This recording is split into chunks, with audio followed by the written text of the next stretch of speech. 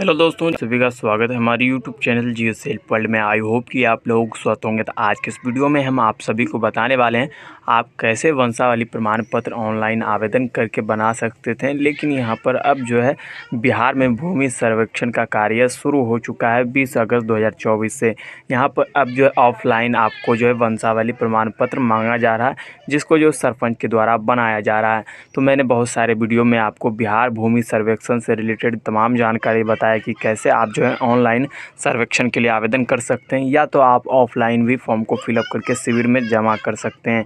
अब यहाँ पर बताने वाले हैं जिसका जो है खतियोनी ज़मीन है, तो वह व्यक्ति कैसे अपना जो है वंशावली बनाकर उत्तराधिकारी का यहाँ पर अपना जो है वंशवज का दर्शाएंगे कि हम इस ज़मीन के मालिकाना हक को रखते हैं। तो इसके लिए आपको वंशावली सरपंच के द्वारा बनाना होगा, तब जाकर जो है आप खतियोनी ज़मीन का दावा कर पाएंगे। तो इस वीडियो में बताएंगे कि वंशावली कैसे बनाना है आपको और कहाँ कहाँ दस्तावेज जो है जमा करना, तमाम जानकारी आज के इस वीडियो में हम आपको बताने वाले हैं। तो वीडियो को लास्ट तक ज़रूर देखें।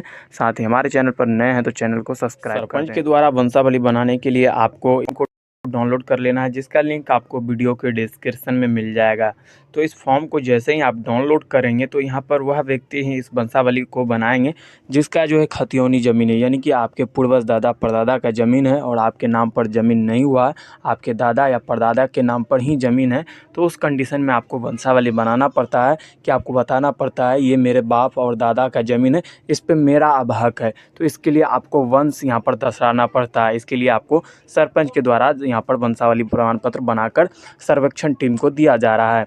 तो इस तरह से आपको फॉर्म डाउनलोड कर लेना है। आप वंशावली कैसे बनाना है, क्या डिटेल्स जो है फिलअप होंगे, तो यहाँ पर हम बताएंगे आपको लाइव इस वीडियो में। तो इस फॉर्म को आप डाउनलोड करके प्रिंट आउट कर लेंगे। प्रिंट आउट करने के बाद यहाँ पर आप जो इस फॉर्म को कैसे भरना है यहाँ पर आप देख सकते हैं। यहाँ पर जो है बताया जा रहा है माननीय सरपंच महोदय, यानी कि सरपंच महोदय के द्वारा बन रहा है। अपने ग्राम और कचहरी का यहाँ पर नाम फिलअप कर देंगे। अब किनके द्वारा ये जो बनेगा यहाँ पर देख सकते हैं, ये भी जानकारी बताया गया। अब यहाँ पर पंचायत सचिव को भी ऐड कर दिया गया। अब यहाँ पे ग्राम पंचायत राज का नाम लिखेंगे, उसके बाद प्रखंड का नाम लिखेंगे, उसके बाद जिले का नाम अपने लिख देंगे। लिखने के बाद यहाँ पर विषय में देख सकते हैं बताया जा रहा वंशावली प्रमाण पत्र निर्गत करने के संबंध में। उसके बाद महाशय उपयुक्त विषय के संबंध में कहना है कि मैं, यानी कि यहाँ पर अगर आपका खतियोनी ज़मीन है, यानी कि बाप दादे का, यानी कि आपके पूर्वज का ज़मीन है, तो उस कंडीशन में अगर आप बाप दादे की ज़मीन पे मालिकाना हक दिखाना चाहते हैं तो आप खुद का यहाँ पर नाम लिखेंगे। शपथकर्ता की जगह पर आप अपना नाम लिख देंगे। उसके बाद आपके पिता का नाम लिख देंगे, वार्ड नंबर लिख देंगे, ग्राम का नाम लिख देंगे, पोस्ट लिख देंगे, थाना का नाम लिखेंगे, पंचायत का नाम लिख देंगे। उसके बाद प्रखंड लिख के उसके बाद पूछा जा रहा कि आप किस कारण से यहाँ पर जो है वंशावली बनवा रहे हैं। तो यहाँ पर आपको पता है बिहार में भूमि सर्वेक्षण जो है शुरू हुए, तो यहाँ पर बता देंगे सर्वेक्षण में मांगे गए दस्तावेज के लिए यहाँ पर हम जो है वंशावली बना रहे हैं। यहाँ पे आप जो है कारण बताएंगे क्यों बना रहे हैं। उसके बाद यहाँ पर अब नीचे जब स्क्रॉल करते हैं तो यहाँ पर आपसे पूछा जा रहा है मेरे परिवार की वंशावली निम्न प्रकार, यानी कि यहाँ पर मैंने बताया आपको अभी भी कि अगर आपके पूर्वज का ज़मीन है तो आप कैसे वंशावली बनाएंगे। तो वंशावली बनाने के लिए जैसे मान के चलिए आपके दादा का ज़मीन है, अगर यहाँ पर आपके पिताजी 3 भाई हैं तो यहाँ पे आपके दादा का ज़मीन है, तो दादा यहाँ पर मेन फाउंडर हो गए इस ज़मीन के, यानी कि मालिक हो गए। उसके बाद यहाँ पर अब इसके 3 पुत्र हैं, यहाँ पे आप तीनों पुत्र का नाम लिख देंगे, जैसे कि BCD। अब के पास 3 पुत्र हैं। अब यहाँ पर बी के भी पास जो है 2 पुत्र हैं, तो यहाँ पर उसका भी यहाँ पे कुछ इस तरह से 2 पुत्र का नाम लिखा जाएगा। फिर सी के बाद अगर 1 पुत्र है तो 1 का नाम लिखा जाएगा। डी के पास कितना पुत्र है उसका भी यहाँ पर नाम लिखा जाएगा। अगर यहाँ पर एक आदमी के पास जो है 3 बेटे और 1 बेटी, तो उसका भी यहाँ पर जो है हक होगा, यहाँ पर उसका भी नाम आपको मेंशन करना होगा, तब जाकर जो है सही वंशावली बन पाएगा, अन्यथा वंशावली रद्द भी हो सकता है। तो इस प्रकार से आप वंशावली बना पाएंगे। यहाँ पर फिर से मैं एक बार बता दूं, जैसे ए फाउंडर है उसके 3 पुत्र हैं, यहाँ पे 3 पुत्र जो हैं उसके भी कुछ पुत्र हैं यहाँ, जैसे कि बी वाले और सी वाले और डी वाले के पास से 1 पुत्र है, इसके पास 2 पुत्र हैं तो उसका नाम लिखेंगे, यहाँ पे 3 पुत्र लिखेंगे। और एक के पास अगर बेटी है तो उसका भी हक यहाँ पर बनता है, उसका भी नाम आपको लिखना होगा। इस प्रकार से यहाँ पर जो है आप दर्शा देंगे। दर्शाने के बाद नीचे स्क्रॉल करेंगे। स्क्रॉल करने के बाद यहाँ पर आवेदक का हस्ताक्षर या अंगूठे का निशान फिलअप करेंगे। जो शपथ के लिए आवेदन कर रहे हैं उस व्यक्ति का यहाँ पर नाम आप लिख देंगे। लिखने के बाद नीचे स्क्रॉल करेंगे, यहाँ पे लेखा प्रमाणक कार्यपालक दंडाधिकारी का यहाँ पर नाम लिखेंगे। उसके बाद शपथ पत्र यहाँ पर देख सकते हैं, तो यहाँ पर जो शपथकर्ता का आपने ऊपर में नाम लिखा उसका नाम यहाँ पर लिखेंगे। उम्र कितना उम्र लिखेंगे यहाँ पर। उसके बाद पिता और पति का नाम फिलअप करेंगे। उम्र कितना करीब है यहाँ पर लिखेंगे। उसका पूरा एड्रेस लिख देंगे, वार्ड नंबर, ग्राम, पोस्ट, थाना, प्रखंड, जिला। और यहाँ पर जो है शपथ पूर्वक बयान करता हूँ कि मुझे कार्य हेतु वंशावली चाहिए, यानी कि यहाँ पर भूमि सर्वेक्षण के लिए आपको चाहिए ये वंशावली, तो यहाँ पे कारण आपको बताना होगा। उसी तरह यहाँ से देख सकते हैं, यहाँ पे बताया जा रहा है प्रमाण पत्र की आवश्यकता, यह मेरे परिवार की वंशावली निम्न प्रकार है। तो यहाँ पर जो मैंने अभी समझाया आपको कि आपको भी फिर से नीचे में जैसे बनाना है, जैसे मान के चलिए यहाँ पर आपको ए फोल्डर है ज़मीन का, उसके 3 पुत्र हैं B, C, D, उसके बाद एक बेटी है तो E। तो अब यहाँ पर ये 3 पुत्र हो चुके हैं ए फोल्डर के। अब इन B, E, C, D के पास भी पुत्र या पुत्रियाँ हैं तो उसका भी यहाँ पर वो नाम लिख देंगे। तो इस प्रकार से लिखने के बाद अब नीचे स्क्रॉल करेंगे तो यहाँ पर 3 नंबर में कॉलम में देख सकते हैं बताया जा रहा है कि मेरे द्वारा इससे पूर्व में कहीं से भी वंशावली प्रमाण पत्र नहीं बनाया गया। यह है कि मुझे वंशावली प्रमाण पत्र ग्राम कचहरी कार्यालय का नाम यहाँ पर लिख देंगे। उसके बाद यहाँ पर आप प्रखंड का नाम लिखें से लेना है।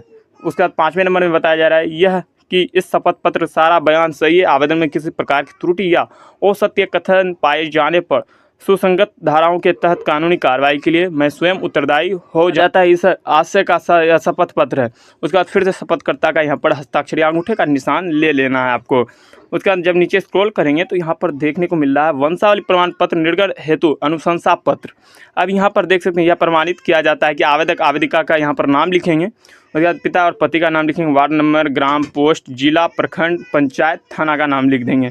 लिखने के बाद यहाँ पर देख सकते हैं अतः मैं अपने पूरे होशोहवास में गवाह के द्वारा मैं यह लिखित बयान दे रहा हूँ कि आवेदक आवेदिका पिता उसके बाद पति के हित में गवाही का आवश्यक गलत असत्य पाए जाने के सभी धाराओं का दंडन कार्रवाई के लिए मैं स्वयं उत्तरदायी हो जाऊंगा। उसके बाद यहाँ पर जब यहाँ पर आवेदन आप फॉर्म को फिलअप कर लेते हैं अब यहाँ पर आपको गवाह का यहाँ पे जानकारी देना पड़ता है। जैसे कि यहाँ पर आपके घर के कोई भी मेंबर नहीं होने चाहिए गवाह में, आपके पड़ोसी गवाह में हो सकते हैं। जिस भी गवाह का नाम यहाँ पे ऐड करना चाहते हैं, गवाह का नाम, गवाह के पिता और पति का नाम, उसके बाद मोबाइल नंबर, आधार नंबर गवाह का देंगे। उसके बाद आधार के साथ सिग्नेचर भी गवाह का करवाएंगे। यहाँ पे 6-7 गवाहों का नाम यहाँ पर आप ऐड कर लेंगे, कौन कितने गवाह है, 1, 2, 3, 4, यानी कि 4-5 गवाहों का नाम यहाँ पर लिखकर और आधार नंबर दे देंगे। उसके बाद जब नीचे स्क्रॉल करेंगे तो यहाँ पर आपको पूछा जा रहा है आवेदिका द्वारा अधिसूचित क्षेत्र ग्राम पंचायत राज्य के स्थायी निवासी हैं, यहाँ पे प्रविष्ट किए जाएंगे। उसके बाद पंचायत सचिव महोदय के द्वारा यहाँ पे जानकारी दिए जाएंगे। यहाँ पर मैं फिर से आपको बता दूँ, अब जब यहाँ पर आप आ जाते हैं तो यहाँ पर आप सिग्नेचर देख सकते हैं। आपको सिग्नेचर खुद से ये करवाने होते हैं, या तो फॉरवर्डिंग भी नियम होते हैं, लेकिन आप खुद से करवाएंगे तो फास्टली वर्क हो जाएगा। अब यहाँ पे अपने पंच के द्वारा सिग्नेचर मोहर करवा लेना है। उसके बाद वार्ड सदस्य के द्वारा मोहर और सिग्नेचर करा लेना है। उसके बाद जो भी आपके आंगनबाड़ी केंद्र पर सेविका है उसका सिग्नेचर और आपको मोहर लगवाना होगा। उसके बाद जो चौकीदार होता है, चौकीदार का हस्ताक्षर एवं बीट संख्या उसके पास ऑफिशियल होता है, उनका बीट संख्या यहाँ पर दर्शाया जाएगा चौकीदार का। उसके बाद सिग्नेचर होगा। उसके बाद यहाँ पर आपके मुखिया जी के द्वारा यहाँ पर सिग्नेचर और मोहर लगाया जाएगा। अब आपके मन में सवाल चल रहे होंगे कि ये वंशावली प्रमाण पत्र जो है फॉर्म को फिलअप करके हमें कहाँ जमा करना है। तो यहाँ पे डायरेक्ट आप सरपंच के पास जो है इस दस्तावेज को नहीं जमा करेंगे, ये जो है आपके पंचायत सचिव जी के पास जो है सारे दस्तावेज को जमा करेंगे। पंचायत सचिव जी जो है आपका जाँच करके अपने सरपंच के पास फॉरवर्ड कर देंगे। तो यहाँ पे सिग्नेचर करने के बाद यहाँ पे नीचे देख सकते हैं बताया जा रहा है पंचायत सचिव और ग्राम राज्य प्रखंड का यहाँ पे सिग्नेचर आप करा लेंगे। कराने के बाद यहाँ पर नीचे स्क्रॉल करेंगे। स्क्रॉल करने के बाद यहाँ पर देख सकते हैं आपको बताया जा रहा है कार्यालय, ग्राम कचहरी, ग्राम पंचायत का नाम, प्रखंड का नाम, जिला का नाम फिलअप होगा। ये आम सूचना ये सरपंच जी के द्वारा फिलअप किया जाएगा, ये आप लोग नहीं फिलअप करेंगे। आप डायरेक्ट जो है सारे दस्तावेज को फॉर्म को फिलअप करके अपने पंचायत सचिव को जमा कर देंगे, वो जो फॉरवर्ड कर देंगे आपके सरपंच के पास। तो सरपंच यहाँ पर जो है अपना सूचना संख्या यहाँ पर फिलअप कर देंगे, जो भी सूचना संख्या आपके वंशावली के द्वारा निर्गत होता है। उसके बाद दिनांक को फिलअप कर देंगे। उसके बाद यहाँ पर आप देख सकते हैं बताया जा रहा है अपर मुख्य सचिव पंचायती राज विभाग बिहार सरकार पटना के ज्ञापक विविध संख्या पटना दिनांक 27/12/2000 के अनुपालन में सब साधारण में तो द्वारा सूचित किया जाता है कि आवेदक आवेदिका यहाँ पे जो भी शपथकर्ता फॉर्म को फिलअप करते हैं सरपंच साहब उसका नाम यहाँ पर फिलअप करेंगे, उसका पूरा यहाँ पर एड्रेस फिलअप कर देंगे। फिलअप करने के बाद यहाँ पर बताएंगे द्वारा वंशावली प्रमाण पत्र निर्गत करने हेतु आवेदन पत्र में संकलन शपथ पत्र संख्या यहाँ पर लिखेंगे कि कितने जो है आपने वंशावली के साथ जो है डॉक्यूमेंट्स अटैच किए हों, संख्या फिलअप करेंगे, दिनांक फिलअप करेंगे, अन्य दस्तावेज अगर दिए हैं तो वो भी जानकारी यहाँ पर फिलअप किए जाएंगे। जाएंगे। उसके बाद बताया जा रहा है कि माध्यम से अनुशंसा उपरांत कार्यालय को प्राप्त हुआ है सूचना पट प्रदर्शित आवेदन पत्र, शपथ, संलग्न दस्तावेज एवं वर्णित वंशावली से संबंधित यदि आमजनों में किन्हीं को कोई आपत्ति है तो सूचना प्रकाशन की तिथि से 7 दिनों के अंदर कार्यालय अवधि में स्वलिखित आवेदन ग्राम कचहरी कार्यालय में प्रस्तुत करें। यहाँ पर बताया जा रहा है इस जमीन से संबंधित किसी भी व्यक्ति को कोई भी दिक्कत है तो यहाँ पर आप अपने सरपंच से कांटेक्ट कर इसको जो रोक सकते हैं। अगर आपत्ति नहीं है इस कंडीशन में सरपंच साहब इसको फॉरवर्ड करके अप्रूव कर देंगे। यहाँ पर बताया जा रहा है सार्वजनिक बैठक कर आपत्ति का निराकरण करते हुए समुचित निर्णय लिया जा सकेगा। विविध अवधि के अंदर यदि कोई आपत्ति प्राप्त नहीं होती है तो यह समझा जाएगा कि संबंधित आवेदन पत्र एवं अनुशंसित वंशावली विवरण में किसी का कोई आपत्ति नहीं है तथा निर्वाद है जिसके आधार पर वंशावली प्रमाण पत्र निर्गत किया जा सकेगा। तो यहाँ पर अगर आपको आपत्ति है तो आपत्ति लगा सकते हैं, आपत्ति नहीं लगाते तो यहाँ पर वंशावली आवेदनकर्ता के जो है अप्रूव कर दिया जाएगा। उसके बाद अब यहाँ पर जो फाइनल आउटपुट है यहाँ पे सरपंच साहब का सिग्नेचर और मोहर हो जाएगा और उसके बाद प्रखंड और ग्राम कचहरी का नाम लिख देंगे। लिखने के बाद अब नीचे जब स्क्रॉल करते हैं तो यहाँ पर ग्राम कार्यालय कचहरी का यहाँ पर फिर से एक अपडेट आ चुका है, यानी कि एक फॉर्म और आ चुका है। तो यहाँ पर क्या फिलअप करना, ग्राम कचहरी का नाम, प्रखंड का नाम, जिला का नाम। अब यहाँ पर भी सरपंच साहब ही जो है वंशावली संख्या फिलअप करेंगे। जब आपका वंशावली बन जाता है तो सरपंच साहब वंशावली संख्या फिलअप करके दिनांक दे देंगे। उसके बाद संचायक सचिव, उसके बाद संबंधित पंचायत सचिव ग्राम पंचायत राज का नाम, प्रखंड का नाम देंगे। उसके बाद समर्पित शपथ संख्या लिखेंगे। उसके बाद यहाँ पर जो है आप डिटेल्स फिलअप कर देंगे। उसके बाद क्या कह रहा है यहाँ पर देख सकते हैं कब वंशावली निर्गत किया जाता है। यहाँ पे सारे डिटेल्स को लिख कर यहाँ पर बताएंगे कि वंशावली यहाँ पर निर्गत कर दिया जाता है। तो यहाँ पंचायत सचिव के द्वारा निर्गत किया जाएगा। उसके बाद फिर से नीचे स्क्रॉल करेंगे तो यहाँ पर पंचायत सचिव का यहाँ पे सिग्नेचर मोहर हो जाएगा।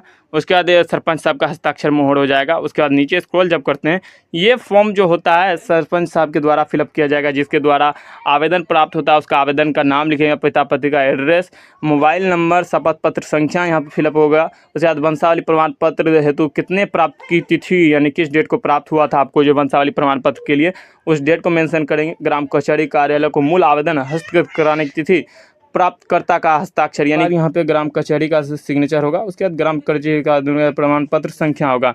तो ये सारे दस्तावेज फिलअप हो जाएंगे। फिलअप होने के बाद यहाँ पे निर्गत वंशावली का निर्गत विवरण यहाँ पर आपको फिलअप करना होगा, जैसे कि मैंने डैशबोर्ड में बताया। अब यहाँ पर बता दें दस्तावेज क्या लगने वाले हैं। दस्तावेज में यहाँ पे आधार कार्ड, उसके बाद गवाह का आधार कार्ड, मोबाइल नंबर। उसके बाद आपको फर्स्ट क्लास मजिस्ट्रेट के द्वारा 100 रुपये वाला जो है एफिडेविट पर शपथकर्ता वाला डॉक्यूमेंट्स बनवा लेना है। इन तमाम दस्तावेज के द्वारा आप जो है सरपंच से वंशावली बना लेंगे। उसके बाद जो है अपने बिहार में भूमि सर्वेक्षण जो आपके गांव में हो रहा है वहाँ पर इस दस्तावेज को जमा कर जो है अपना ज़मीन का सर्वेक्षण करा सकेंगे। तो इस वीडियो में हमने आपको लाइव बताया कि कैसे आपको वंशावली बनाना है। अगर इस वीडियो से रिलेटेड कोई भी आपको दिक्कत हो तो कॉमेंट में जाकर पूछ सकते हैं, उसका रिप्लाई देने का प्रयास मैं जरूर करूँगा। मिलते इसी तरह की नई जानकारी के साथ। जय हिंद।